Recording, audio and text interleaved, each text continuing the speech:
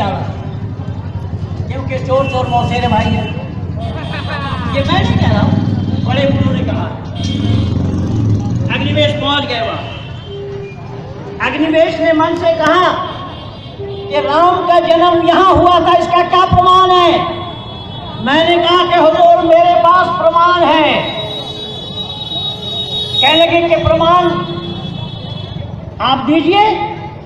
मैंने कहा कि मैं प्रमाण देने से पहले आपसे पूछूंगा क्या आप अपने पिता को पिता कहते हैं? कोई ब्लड का ग्रुप नंबर है आपके पास?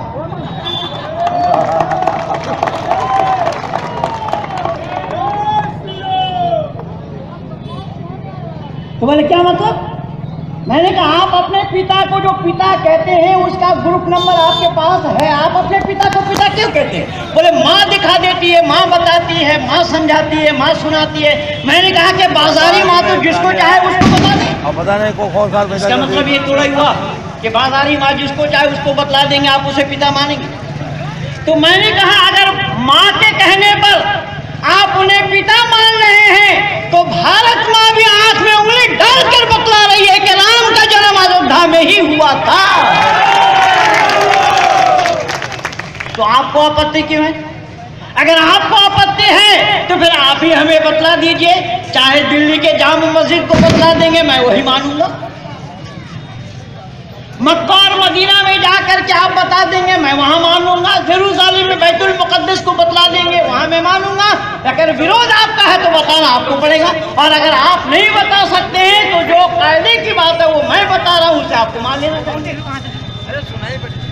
बिल्कुल निष्पक्ष विचार, पक्षपात की कोई गुंजाइश नहीं, क्योंकि हमारे वैदिक संस्कृति में हमारे ऋषि मुनियों ने भी पक्षपात अपने पास आने नहीं दिया। ऋषि मुनि पक्षपात से दूर रहे।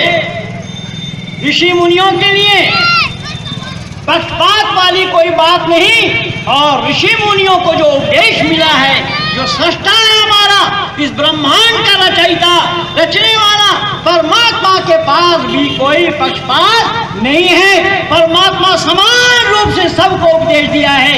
यथेवं वाचम कल्याणी महावदानी जनेभ्यो, ये कल्याणी वाणी मानव मात्र के कल्याण के लिए है। लेकिन बंदो याद रखना, कुरान मानव मात्र के कल्याण के लिए नहीं है। अब मैं कुरान शब्द इसीलिए बोला, हमारे भाई भीम सिंह जी हमारे पुराने मित्र हैं और इन्होंने मेरे नाम से कुछ आप लोगों को बताया है, तो वो प्रमाण मैं अगर आप लोगों के सामने प्रस्तुत ना करूं तो आप लोग सोचेंगे कि भाई भीम सिंह जी झूठ बोलते हैं, ये किराए पर किसी को ले आया होगा। यद्यपि बाराबंकी जिला के अंदर में जितने आर्य समाज और आर्य समाजी हैं सारे लोग मुझे जानते हैं।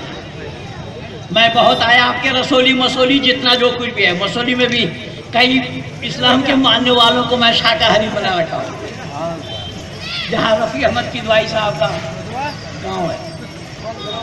मैं निवेदन करने लगा हूँ, जरा मेरी बातों को ध्यान से सुनना। परमात्मा के पास पक्षपात की कोई गुंजाइश नहीं है। परमात्मा ने मानव मात्र को उपदेश दिया, मानव मात्र को परमात्मा ने बांटा नहीं, लेकिन इस्लाम और ईसाईयत और जितने भी इस्म है सबने बांटा। अब आप कहेंगे कैसे? आइए मैं इसका प्रमाण दूं, जिससे कि आप लोगों को यह भी पता चले कि सही अर्थों में भाई वीर सिंह जी ने महेंद्रपाल आर्य के नाम से जो बोला है वो सही है या गलत।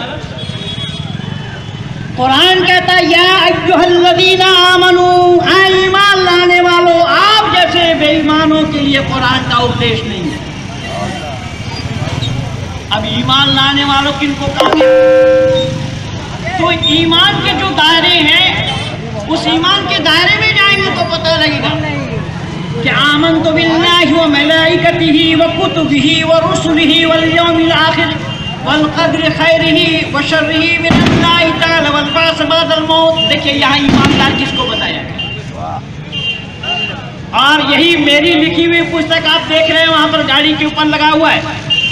बेचारे ने जवाब देकर फंसाया इस्लाम को, ये मेरी लिखी हुई पुस्तक है। इस्लाम वालों के पास जवाब नहीं है, और मैं क़यामत तक इन्हें समय दे रखा हूँ कि हो सके तो उससे पहले कोई जवाब ले आवे।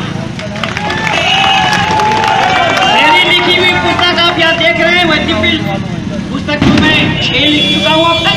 लेकिन एक ही पुस्तक को मैं ला पाया हूँ। इस पुस्तक का नाम है बेचारे ने जवाब देकर फंसाया इसका। यूपी वालों ने अच्छा मज़ा चिखाया असदुद्दीन ओवैसी को।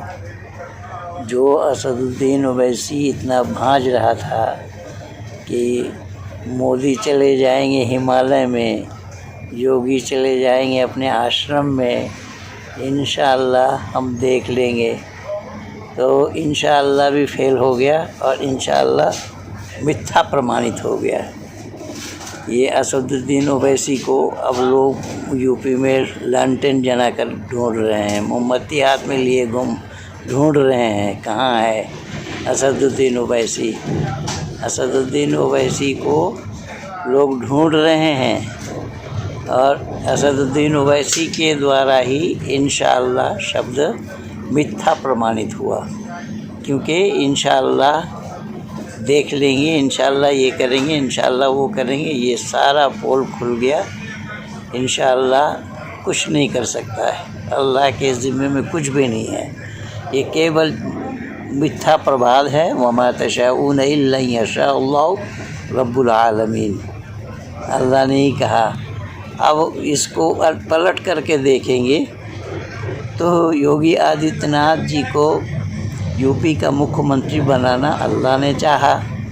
अगर अल्लाह ने चाहा योगी को मुख्यमंत्री बनाना, तो इस्लाम वालों का इस पर विश्वास न होना तो अल्लाह पर अविश्वास हुआ, कुरान पर अविश्वास हुआ, कुरान पर संदेह हुआ।